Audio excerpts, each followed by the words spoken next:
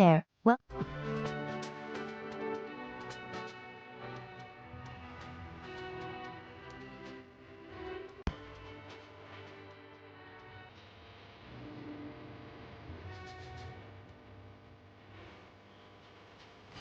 And I had contacted the department director myself and told him, we don't want this man to come out into our community without the treatment that you can provide while he's there. Treatment State Senator Ernie Chambers says Nikko Jenkins didn't get, despite several warnings about his mental health and possible danger. And we have 4 people dead who did not have to die.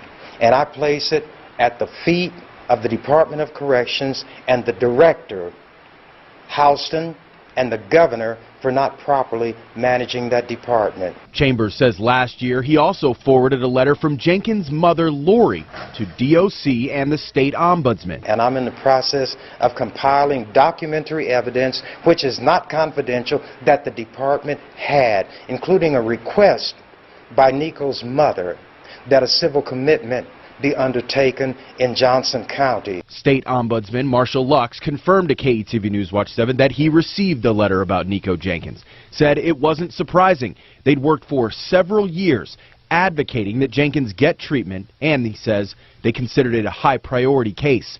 Chambers says the DOC should have notified the Douglas County attorney as well. In mental help as early as the 2nd grade. That's when he says a voice told him to bring his mom's gun to school. A voice Nikko now says is an Egyptian demon forcing him to kill. He's not pretending to be crazy. He's real life crazy. Shalonda Jenkins says in the 5 years she's known her husband Nikko, he's suffered a plethora of mental illness and claims to be controlled by an Egyptian god, Apophis. Nikko specifically told me that Apophis gives him orders. Nikko told her Apophis saved him from attempting suicide in solitary confinement a few years ago. It was this voice that came and was just like, if you do what I tell you to do, if you follow my demands, then I'll make sure you're safe and make sure you're okay. Nikko claims to have heard these voices since he was a child, and it continued through his teenage and adult years. And prior to his July release from prison, Nikko asked for mental help. His wife did too. I told them not to let him out. I said he's not ready to come out in society. But Nikko's wife says the system failed him by not giving him that treatment. Weeks later, prosecutors say he went on a killing spree, murdering 4 people. I feel sorry for the victims. I feel sorry for all 4 of them. I feel sorry for people who got hurt by Nikko. Now Nikko awaits another mental evaluation to determine if he's even competent to stand trial. Right now, he's not. Shalonda just hopes someone will finally help him. Whatever happens in the justice system happens, but at the same time, I just want my husband to get help. Whether if he has to go to death row or whether he has to do life without parole or whatever. I just want my husband to get. There are more allegations made public in the legislative hearing investigating what went wrong in the Department of Corrections. A memo produced today also suggests Governor Dave Heinemann's administration wanted to change the definition of prison overcapacity in an attempt to lower the numbers. Most of the day was spent talking about what could have been done and was not, specifically referencing the release of convicted killer Nikko Jenkins. 2 members of the state ombudsman's office advised Bob Houston, the former head of corrections, that Jenkins needed to be transferred into mental health treatment. His comments were, what am I going to tell the families of staff? What am I going to tell the families of inmates if we release Nikko in general population and he kills somebody? There was more emphasis on what Nikko would do within the facility than what he would do outside of the facility. Killing spree in 2013, just after Jenkins released from prison. All started on August 11th when Jenkins shot and killed 26-year-old Juan Uribe Peña and 29-year-old Jorge Cajiga Ruiz inside a pickup truck near 18th and F.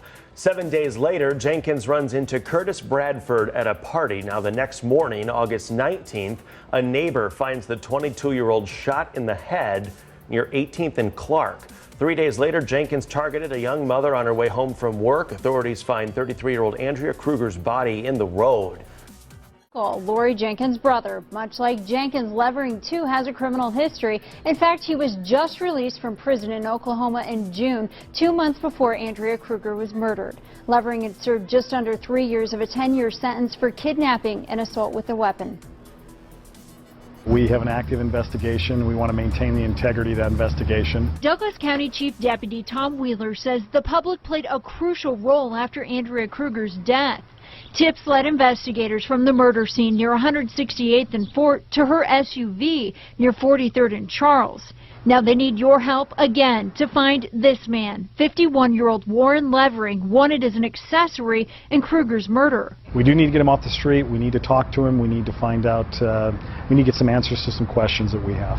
Investigators won't elaborate on what role Levering might have played, but they do say Levering is connected to Kruger's accused killer, Nikko Jenkins, in more ways than one. Mr. Levering is Nikko Jenkins' uncle and Lori Jenkins' brother, so he does have a relationship with Mr. Jenkins. Warren Levering also related to Jimmy Levering, who was killed in 2011. Jimmy was charged with murder in 2006, but the charges were dropped when, according to prosecutors, witnesses backed out. As for Andrea Kruger's murder, deputies say the case is far from over, that they're leaving no stone unturned in hopes of bringing everyone involved to justice. Jenkins and two of her in-laws were taken in for questioning. Sources tell us her husband, Nikko, may be connected to several unsolved homicides. Nikko Jenkins and two women just arrested in the past 24 hours have not been excluded as possible suspects in the death of Andrea Kruger.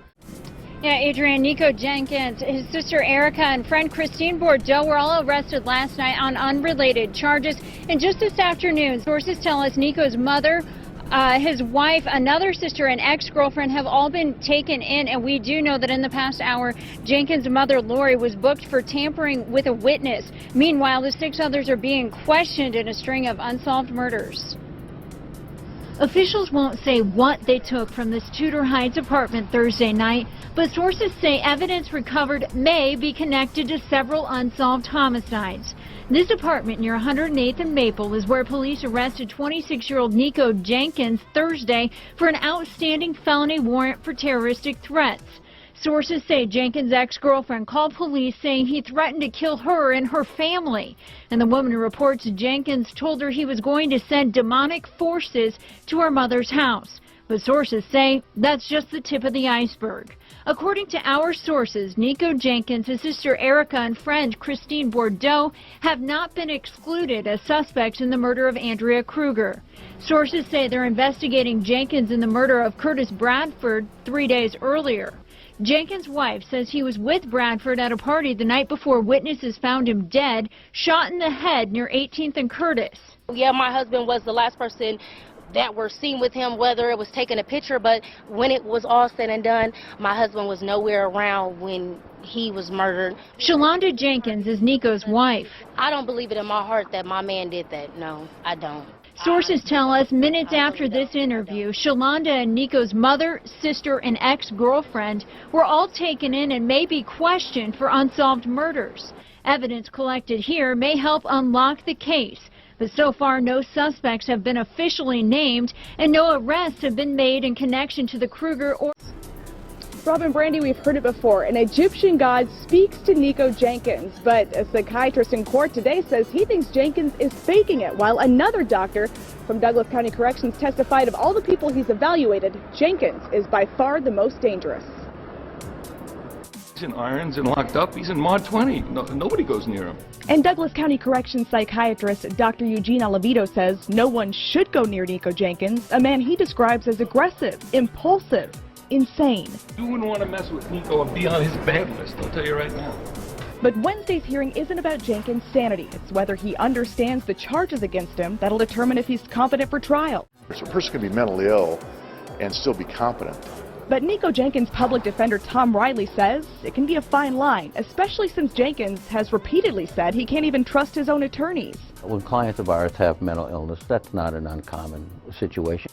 But as to whether Jenkins is faking that illness, Riley says the only way to know is professional opinion. You have to rely on the history and the, in some ways, how they react to medication. And in court, Dr. Alavito testified that Jenkins took medication for 2 weeks at DCC and reacted, quote, wonderfully, but says Jenkins stopped when denied lunch. Assistant Douglas County Attorney Brenda Beadle calling that manipulative behavior, saying Jenkins simply has no regard for rules. So these competency hearings are set up to make sure that we have the fairest process possible. Dr. Kirk Newring has years of experience evaluating people about to stand trial. He has no affiliation with Nikko Jenkins' case, but he did talk with us about what's involved in those critical conversations about competency. Two things especially. First, an understanding of how the court process works. Who's the judge, who's their attorney, what happens, and the other part is their ability to participate in the process. That may be key for Jenkins on Wednesday. In a letter written to KETV dated January 10th, Jenkins said based on his interpretation of state law, he's mentally ill, arguing the state is responsible for past injuries he inflicted on himself while in custody. A psychiatrist evaluated Jenkins late last year and said he is mentally competent for trial. Both defense attorneys and prosecutors get to weigh in Wednesday before a judge decides. Nikko Jenkins told investigators he was simply acting on the orders of Egyptian demons and killed people as sacrifices for the gods. But his cousin Christine Bordeaux told investigators a different story, how he was short on money and wanted to rob people, and says she was there for 3 of the murders. It's quite a different picture that's painted when you talk to people who, as the evidence came out today, that were with him versus what he says why he did what he did. In the case of Andrea Kruger, Bordeaux told investigators Erica Jenkins was driving Bordeaux, Nikko, and their uncle Warren Levering in one of Nikko's girlfriend's cars. Bordeaux says they were out looking for a car they liked, a car to steal, to then go rob people downtown as they left the Lil Wayne concert. Bordeaux said they watched Kruger leave a McDonald's and pulled out in front of her. When they got to the dark, desolate intersection of 168th and Fort, Nikko and Levering got out. Nikko told investigators he pulled Kruger out of her car, that Kruger pled with him, saying, "No, no, please don't," before Nikko shot her 4 times. Nikko and Warren reportedly ditched Kruger's SUV miles away, and Bordeaux and Erica left in the car they were originally driving. As for the Curtis Bradford case, Nikko reportedly told investigators he shot him in the back of the head, and when that didn't kill him, he shot him again, this time with a shotgun. And for Juan Uribe Pena and Jorge Cailla Ruiz, Bordeaux told investigators she and Erica convinced the two to party with the promise of sex. Once they got to Uribe Pena's apartment, Erica called Nikko saying she thought one of the men had $1,000 cash on him. Nikko told Erica and Bordeaux to get the men to Spring Lake Park, where he told investigators he shot them both in the face. Bordeaux says Nikko also took one of the men's wallets. Inside the courtroom, it seemed like Nikko Jenkins ran the show. Soviet resurrection. Russia, get together. Yelling something about a socialist revolution at our cameras, and during his hearing, yelling over Judge Peter Battalion, quote, "Let me talk, Your Honor, you're violating my human rights." Even calling Judge Battalion prejudiced, the same judge that'll oversee his trial in the absence of a jury. But right out of the gate, Jenkins made an objection. Battalion asking to what? Jenkins says he filed 2 motions, one saying his Miranda rights were violated after being arrested for 4 murders last summer. The other against Douglas County Attorney Don Klein, but Battalion says those motions were filed improperly. Partly is because I'm sure the defense doesn't understand procedural issues or questions, so we'll get through it. Don Klein also says they'll have a separate hearing for those motions. So we have a motion to suppress, and then we'll have I assume at that date we'll get a trial date. But that didn't stop Jenkins from bringing it up repeatedly. At one point, Jenkins looking over at Klein and grinning. Judge Battalion scolded him, saying, quote, "You only need to look up here. You don't need to make faces." Jenkins saying, "I only smiled." Battalion arguing back, well, smiling is a face. Prosecutors say this man, Anthony Wells, gave Jenkins a gun shortly after his prison release. He's held on $1 million bond. As for Jenkins' relatives, his mother and 2 of his sisters remain jailed on unrelated charges, but are being questioned in 4 murders. Erica Jenkins had to be carried out of court Thursday by 4 deputies after an outburst on a charge of assaulting another inmate.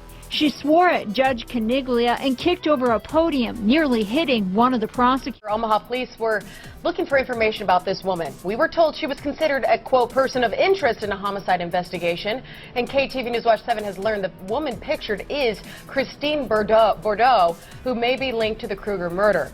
Bordeaux is jailed on a federal charge for being a felon in possession of ammunition. Sources tell us these are photos of Bordeaux purchasing 12-gauge ammunition from Omaha's Canfield Sporting Goods. Now, the president of Canfield's tells us she was on the phone the entire time asking the person on the line that if this is what the person wanted, and then bought 2 boxes. Those surveillance cameras just installed a few months before. This is audio from Bordeaux's federal court appearance Wednesday afternoon. Ms. Bordeaux, the complaint charges you with, on August 2, 2013, you were a previously convicted felon, and on that day you were in possession of ammunition, specifically 12-gauge classic Magnum shells. Again, the date of the purchase was August 2nd. Investigators allege Nikko Jenkins' murder spree started August 11th. Bordeaux has not been charged with any murder. She faces another hearing in federal court next week on the ammunition charges. And we are digging deeper into the background of Nikko Jenkins. While serving time for armed robbery, he was charged with assaulting a Tecumseh correctional officer and trying to escape in December 2009. He offered a plea of guilty by reason of insanity and was charged with being a habitual criminal, but that was later dropped. In May 2011, Jenkins is transported to get a psych evaluation with Dr. Bruce Gutnick. Then in June 2011, he was sentenced 2 to 4 years in addition to the time he was already serving. In his court order, Judge Randall notes Jenkins had a, quote, serious history of mental illness which inhibits his ability to be rehabilitated.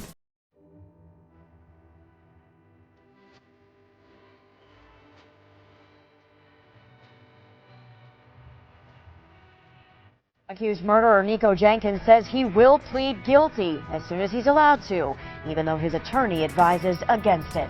For a judge today who ordered a psychiatric evaluation, Jenkins says he has a heart and soul just like his victims, and he doesn't want to end up being chained up like an animal. KETV News Watch 7's Adrian Whitsett is live with the big story at 6. Adrian?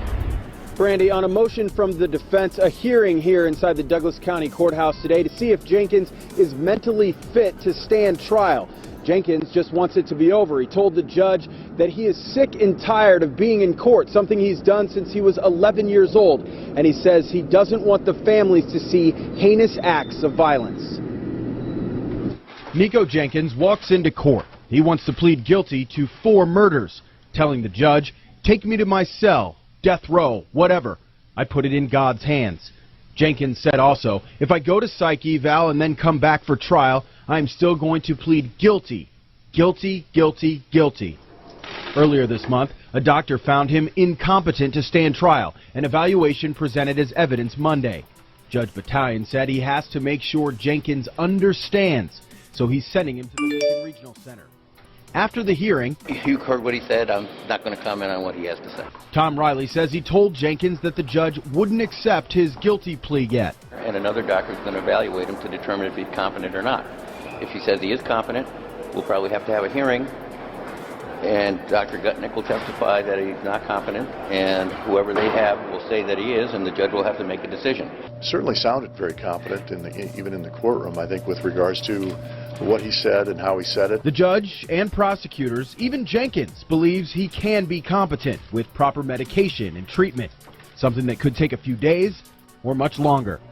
Even from Gutnick's report, if you read that report, it's not like this person's so incompetent that they can never be restored. He just said there's some issues that need to be resolved, so we'll see. Courtroom as 2 psychiatrists testify whether Nikko Jenkins is competent to stand trial on murder charges. That's right. Yeah, he's insane. He's a psychopath. He's both. You could be both. You could be insane and a psychopath. But does Jenkins understand the charges against him and what happens in court? That's what a Douglas County judge must now decide. And Judge Peter Battalion says he'll make a decision sometime tomorrow. Good evening, I'm Rob McCartney. And I'm Brandy Peterson. The judge will look at 3 very different accounts of a self-confessed paranoid schizophrenic. A man who prosecutors say killed Andrea Kruger, Curtis Bradford, Jorge Cajiga Ruiz and Juan Uribe Pena in just 10 days last August. Robin Brandy, we've heard it before. An Egyptian god speaks to Nikko Jenkins, but a psychiatrist in court today says he thinks Jenkins is faking it, while another doctor from Douglas County Corrections testified of all the people he's evaluated, Jenkins is by far the most dangerous. He's in irons and locked up. He's in Mod 20. Nobody goes near him. And Douglas County Corrections psychiatrist Dr. Eugene Alavito says no one should go near Nikko Jenkins, a man he describes as aggressive, impulsive, insane. You wouldn't want to mess with Nikko and be on his bad list, I'll tell you right now. But Wednesday's hearing isn't about Jenkins' sanity. It's whether he understands the charges against him that'll determine if he's competent for trial. I mean, there's differing opinions, obviously, from the testimony, so we'll just see what the court says, and we'll deal with it no matter what. Testimony from 3 psychiatrists. The first, Dr. Y. Scott Moore, who suggests Jenkins may be faking for secondary gains. And then Dr. Bruce Gutnick, hired by Jenkins' attorney. He diagnoses Jenkins with schizoaffective disorder, a combination of schizophrenia and personality disorders like narcissism, paranoia. So a person can be mentally ill and still be competent. But Nikko Jenkins' public defender Tom Riley says it can be a fine line, especially since Jenkins has repeatedly said he can't even trust his own attorneys. When clients of ours have mental illness, that's not an uncommon situation. But as to whether Jenkins is faking that illness, Riley says the only way to know is professional opinion. You have to rely on the history and the, in some ways, how they react to medication. And in court, Dr. Alavito testified that Jenkins took medication for 2 weeks at DCC and reacted, quote, wonderfully, but says Jenkins stopped when denied lunch. Assistant Douglas County Attorney Brenda Beadle calling that manipulative behavior, saying Jenkins simply has no sentence for Nikko Jenkins. Justify the imposition of a sentence of death for each murder. That should have never happened. And it was very disturbing to hear. Sophia Jenkins, Nikko's older sister, says when she tried to visit her brother in Lincoln on Sunday, she couldn't believe why. She tells KMTV exclusively that her brother was strapped to a bed by corrections staff when he grabbed a set of 7 handcuff keys and swallowed them. It really did. It was disturbing. It was heartbreaking, and it was unbelievable. Like, I couldn't even imagine it. Like, really? He swallowed some keys, and then let alone 7 keys. NDCS says staff tended to him and he didn't need to go to the hospital. But on at least 10 occasions in the last year, Jenkins has harmed himself by cutting his face and tongue and mutilating his genitals with razors and other objects. One item he used to cut his penis was a guard's badge. Because it touches something deep down inside. Senator Ernie Chambers says prison director Scott Frakes should resign because an inmate with mental illness shouldn't continuously be able to get materials that belong to guards to hurt himself. When it happens this many times, it establishes a pattern, and any competent director of a department would never let it happen.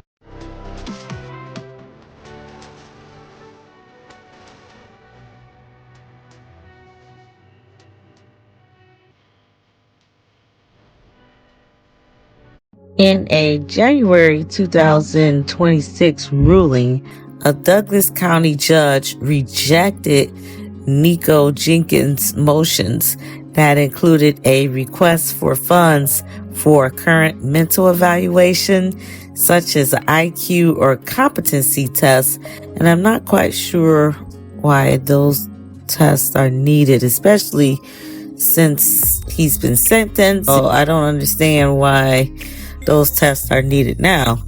So the judge concluded none of Nikko Jenkins' arguments, including those tied to alleged incompetency or counsel failures, merited further review. Oh, I think I know what's going on. There was an article too recently about Nikko saying that he wanted to fight the death penalty. He doesn't want to, because in the beginning he was saying that he welcomed the death penalty and he wasn't going to fight it, blah, blah, blah. But now he's saying that he wants to fight the case. And so that's where this testing is coming in from. So the state described Nikko requests for a new mental evaluation as an unnecessary fishing expedition. And in late 2025, His attorneys argued his mental state was deteriorating and asked for a new evaluation. Okay, and that's another reason for the testing. So at an October 2025 hearing, Nikko's defense stated that his last IQ test was more than 10 years old and that a fresh evaluation, including expert opinions, was essential to assess his current mental capacity. So a 2025 court appearance also denied a competency examination.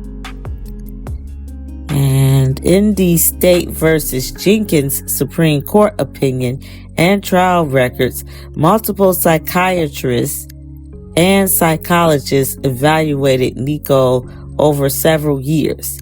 Some diagnosed schizoaffective disorder and reported hallucinations and delusions, while others felt his symptoms were inconsistent or exaggerated. There were differing views about whether psychotic symptoms reflected true mental illness or malingering, which is faking symptoms. So evaluators concluded that Nikko suffered from severe personality disorders with antisocial, narcissistic, or borderline traits rather than a primary psychotic disorder. So basically that's that. I'm sure it's life sentence because, yeah, probably multiple, but he will definitely continue to serve out his sentence. And honestly, given the severity of the spree and the things that he did while he was out and the crimes that he committed, I don't see a better place for him, to be honest. And thank you so much for watching.